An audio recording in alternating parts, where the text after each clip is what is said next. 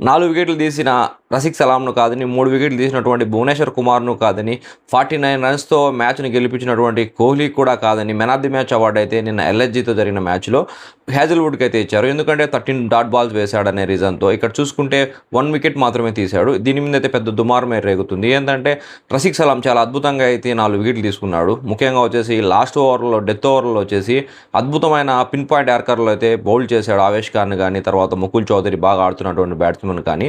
So అటువంటి ప్లేయర్లకు ఇవ్వకుండా Hazlewood only 13 balls వేసినందుకు మాత్రమే ఇచ్చారు. సో ఇక్కడ చూసుకుంటే ఇది కాంట్రవర్సీ. ఎందుకంటే మంచి పర్ఫార్మెన్స్ చాలా ఉన్నా కానీ ఓన్లీ 13 డాట్ బాల్స్ వేశాడని 1 వికెట్ తీశాడని మాత్రమే అతనికి ఇవ్వడం అంటే కొంచెం కష్టంగానే ఉంటుంది మిగతా ప్లేయర్లకి. 4 ఓవర్స్లో 20 రన్స్ ఇచ్చి 1 వికెట్ తీసుకొని 13 డాట్ బాల్స్ పెట్టాడని అయితే హ్యాజల్వుడ్కి man of the match award అయితే ఇచ్చారు. సో ఇక్కడేమో అంత ఇబ్బంది పడాల్సిన విషయం అయితే కాదు. ఏంటంటే ఈ యూట్యూబర్స్ వీళ్ళు వచ్చేసి దీన్ని ఒక పెద్ద కాంట్రవర్సీ చేయాలని చూస్తుంటారు. కానీ man of the match award అంటే ఏదో కొంచెం డబ్బులు ఏదైనా ఇస్తారు. సో దానికి ఇంత చేయాల్సిన అవసరం అయితే లేదు. ఒక టీమ్గా వాళ్ళైతే చాలా మంచి పర్ఫార్మెన్స్ చేశారు. ఫస్ట్ టైం ఈ ఐపీఎల్ సీజన్లో వచ్చేసి బ్యాటింగ్ పరంగాను బౌలింగ్ పరంగాను అద్భుతంగా రాణించి అయితే వాళ్ళు గెలుపొందారు. సో దాన్ని మాట్లాడకుండా ఇక్కడ ఇలాంటి చిల్లర పంచాయతీలన్నీ చేస్తుంటారు. సో ఇలాంటి వర్స్ట్ థింగ్స్ అన్ని పక్కన పెడితే మ్యాచ్ చాలా అద్భుతంగా జరిగింది. ముఖ్యంగా చూసుకుంటే బౌలింగ్ కానీ తర్వాత బ్యాటింగ్ కానీ ముఖ్యమైన టైంలో కోహ్లీ ఆడడం కానీ తర్వాత వచ్చేసి డెత్ ఓవర్లో ఎల్ఎస్జీ ఖచ్చితంగా ఎక్సలరేట్ చేసే టైంలో ముఖ్యంగా వచ్చేసి పంత్ మళ్ళీ రిటైర్డ్ హట్ తర్వాత వచ్చినప్పుడు భువనేశ్వర్ కుమార్ బౌలింగ్లో ఫిల్ సాల్ట్ పట్టిన క్యాచ్ కానీ ఇలాంటి అద్భుతమైన విషయాలు చాలా ఉన్నాయి ఈ మ్యాచ్లో మాట్లాడుకుంటే.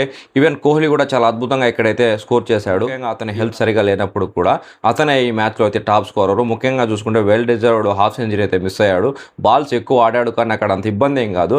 ఒక 150 బిలో స్కోర్ని అయితే అంత అగ్రెసివ్గా కొట్టాల్సిన అవసరం లేదు. కోహ్లీ దానికి తగ్గట్టు అయితే ఆడాడు. 147 టార్గెట్ని చేజ్ చేసే టైంలో అక్కడే మనకేం 300, 200 అబోవ్ స్ట్రైక్ రేట్లు అవసరం లేదు. కోహ్లీ ఆడిన ఇన్నింగ్స్ మంచి ఇన్నింగ్సే. అతను వచ్చేసి ఇంకొక రన్ చేసి 50 అయిపోయి బాగుండేది. సో అదైతే జరగలేదు. తర్వాత వచ్చిన బ్యాట్స్మెన్స్ కూడా మంచి స్కోర్ అయితే చేశారు. పటిదార్ కానీ తర్వాత వచ్చినటువంటి దిజితేష్ శర్మ కానీ. సో ఓవరాల్ మ్యాచ్ గురించి చూసుకుంటే టాస్ గెలిచిన ఆర్సీబీ అయితే ఫీల్డింగ్ తీసుకుంది. యాజ్ యూజువల్ ఇక్కడ ఎవరైనా టాస్ గెలితే ఫీల్డింగే తీసుకుంటారు. దాని తగ్గట్టు మంచి బౌలింగ్ కూడా చేశారు. ముఖ్యంగా వచ్చేసి వాళ్ళ బ్యాట్స్మెన్స్ అంత ఫామ్లో ఏం లేరు ఎల్ఎస్జీ బ్యాట్స్మెన్స్. సో వాళ్ళందరినీ మంచిగానే అవుట్ చేశారు. ఇక్కడ చూసుకుంటే బ్యాటింగ్ వచ్చినటువంటి ఎల్ఎస్జీకి వచ్చేసి మార్చ్ మంచి ఆరంభాన్ని ఇచ్చాడు. కానీ ఇంకొక ఓపెనర్ అయినటువంటి మరకరం తక్కువ రన్స్కి అవుట్ అయిపోయాడు. ఈ మ్యాచ్లో చూసుకుంటే ఓన్లీ 3 బ్యాట్స్మెన్సే బాగా ఆడారు. మార్చ్ తర్వాత బదోని లాస్ట్లో డెత్ ఓవర్స్లో ఆడినటువంటి ముకుల్ చౌదరి. వీళ్ళ కారణంగానే ఈ 140 అన్న సాధ్యమైంది. లేకుంటే ఇంకా తొందరగా వీళ్ళైతే ఆల్అౌట్ అయిపోయేవాళ్ళు.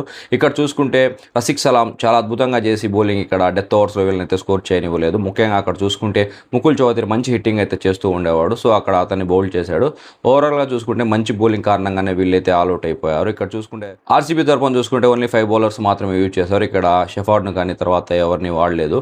ఇక్కడ వచ్చేసి ప్రతి బౌలర్ కూడా 4 ఓవర్లు అయితే వేశారు. ముఖ్యంగా వచ్చేసి రసిక్ సలాం తర్వాత భువనేశ్వర్ కుమార్ అయితే మంచి వికెట్లు తీసుకున్నారు. ఈవెన్ 1 వికెట్ తీసినటువంటి హ్యాజల్వుడ్ కూడా బాగా వేసాడు. తర్వాత ప్రతి మ్యాచ్లో తక్కువ రన్స్ ఇచ్చే కృణాల్ పాండ్యాకి అయితే వీళ్ళు ఇక్కడ కొట్టారు. ఇతనికి వచ్చేసి ఈ మ్యాచ్లో ఈ 5 మంది బౌలర్లో ఇతను ఒక్కడే ఎక్కువ స్కోర్ ఇచ్చినాడు. తర్వాత వచ్చేసి సుయా శర్మ కూడా వికెట్లెస్కి వెళ్ళిపోయాడు. చేజింగ్ వచ్చినటువంటి ఆర్సీబీకి స్టార్టింగ్లోనే పెద్ద దెబ్బ అయితే పడింది. అదేంటంటే ప్రతి మ్యాచ్లో ఎక్సలెంట్ క్యాచ్లు పడుతున్న ఫిల్ సాల్ట్ ఈ మ్యాచ్లో కూడా తక్కువ స్కోర్కి అవుట్ అయిపోయాడు. లాస్ట్ మ్యాచ్లో బాగా ఆడే కానీ ఈ మ్యాచ్లో ఫామ్ను అయితే కొనసాగించలేకపోయాడు. కానీ సాల్ట్ 7 రన్లు చేసి అవుట్ అయ్యాడు. తర్వాత వచ్చిన పడికల్ కూడా అంతగా ఆడలేదు. 10 రన్స్ మాత్రమే చేసి అవుట్ అయ్యాడు. కానీ ఈ మధ్యలో వచ్చినటువంటి పటిదార్ మంచి ఇన్నింగ్స్ అయితే ఆడు. వచ్చినప్పటి నుంచి 6లు కొడుతూ ఈవెన్ 20 కొట్టినా కానీ మంచి స్కోర్ అయితే అతను కొట్టాడు. పటిదార్ 27 రన్స్ అయితే చేశాడు 13 బాల్స్లోనే. దాంట్లో వచ్చేసి 3 బిగ్ సిక్సెస్ 1 4 అయితే ఉంది.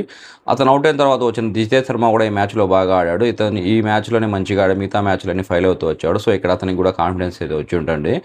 కానీ వీళ్ళు ఫినిష్ చేయలేకపోయారు మ్యాచ్ని. ఇక్కడ అయితే వాళ్ళకి మంచి స్టార్టింగ్ వచ్చినా కానీ ఇక్కడ షెఫార్డ్ తర్వాత టిమ్ డేవిడ్ అయితే మిగిలిన స్కోర్ని కొట్టి అయితే మ్యాచ్ను ముగించారు. ఓవరాల్గా ఎక్సలెంట్ మ్యాచ్. ఇక్కడ మ్యాచ్కి ముందు చాలా హైప్ అయితే క్రియేట్ చేశారు యూట్యూబర్స్. ఎక్కడంటే 2023లో జరిగిన మ్యాచ్ మాదిరిగా ఇక్కడ ఇలా కొట్లాటలు జరుగుతాయి, హెల్మెట్లు ఇస్తుంటారు, అవి ఏం జరగలేదు.